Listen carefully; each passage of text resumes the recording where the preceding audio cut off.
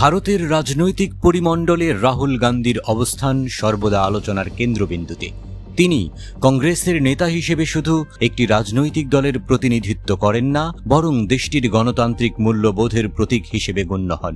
তার রাজনৈতিক জীবনে বিভিন্ন চ্যালেঞ্জ মোকাবেলা করতে হয়েছে, যা তাকে বাস্তব হিরোতে পরিণত করেছে। রাহুল শুধু একটি রাজনৈতিক পরিবারের সন্তান নন, তিনি একটি সামাজিক আন্দোলনের অংশ। তিনি সর্বদা সংখ্যালঘুদের অধিকার, সমাজের দুর্বল ও পিছিয়ে পড়া জনগণের জন্য সোচ্চার হয়েছেন। সম্প্রতি যুক্তরাষ্ট্রে গিয়ে তিনি ধর্মীয় অসহিষ্ণুতার বিরুদ্ধে আওয়াজ তুলেছিলেন। তিনি বলেন, ধর্মীয় অধিকার রক্ষা করা আমাদের দায়িত্ব, যা দেশের উন্নতির জন্য অত্যন্ত গুরুত্বপূর্ণ। সংখ্যালঘুদের ধর্মাচরণে বাধা নিয়ে মন্তব্য করার সময় তিনি উদাহরণ হিসেবে যুক্তরাষ্ট্রে বলেছিলেন, যা চলছে তাতে শিখ সম্প্রদায়ের মানুষ মাথায় পাগড়ি, হাতে কাঁড়া পরতে পারবেন কিনা সন্দেহ। রাহুল জানিয়েছেন, দেশের সংখ্যালঘুদের অধিকার নিশ্চিত করতেই ইন্ডিয়া জোট লড়াই করছে। এটা স্রেফ রাজনৈতিক লড়াই নয়, এই লড়াই সব ধর্মের জন্য। কিন্তু বিজেপি ও তার শরিকরা এ মন্তব্যের জন্যই রাহুলের বিরুদ্ধে লেগেছেন।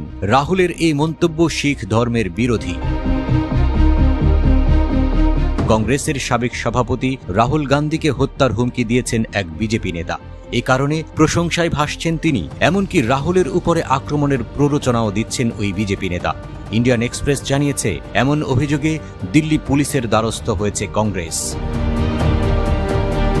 এখন যে অভিযোগ উঠেছে তা রাহুলের বিরুদ্ধে রাজনৈতিক প্রতিহিংসার অংশ হিসেবে মনে করেন কংগ্রেস। বিজেপির নেতারা যখন তাকে দেশের ১ নম্বর সন্ত্রাসবাদী বলে উল্লেখ করেন, তখন তা শুধুমাত্র রাজনৈতিক দম্ভের ফল। রাহুলের বিরুদ্ধে এই ধরনের বক্তব্য প্রকাশ্যে তুলে ধরা দেশের সামাজিক ও রাজনৈতিক পরিবেশকে আরও বিপজ্জনক করে তুলছে।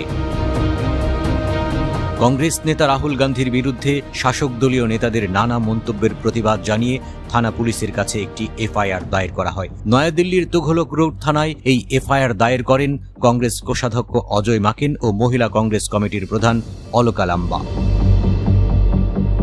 এফআইআরে বলা হয়েছে, ১৬ সেপ্টেম্বর শিবসেনা বিধায়ক সঞ্জয় গাইকোয়াড় ঘোষণা করেন, রাহুলের জিভ যে কাটবে তাকে ১১ লাখ রুপি পুরস্কার দেওয়া হবে। সঞ্জয়ের দাবি, যুক্তরাষ্ট্রে গিয়ে রাহুল সংরক্ষণ প্রথা তুলে দেওয়ার ইচ্ছার কথা বলেছেন। উত্তরপ্রদেশের বিজেপি মন্ত্রী রঘুনাথ সিংও রাহুলকে ১ নম্বর সন্ত্রাসবাদী বলেছিলেন। কংগ্রেসের দাবি, বিজেপি নেতা তরবিন্দর সিং সম্প্রতি এক জনসভায় বলেছেন, রাহুল গান্ধী নিজের আচরণ শুধরান, না হলে তার অবস্থাও তার দাদির মতো হবে।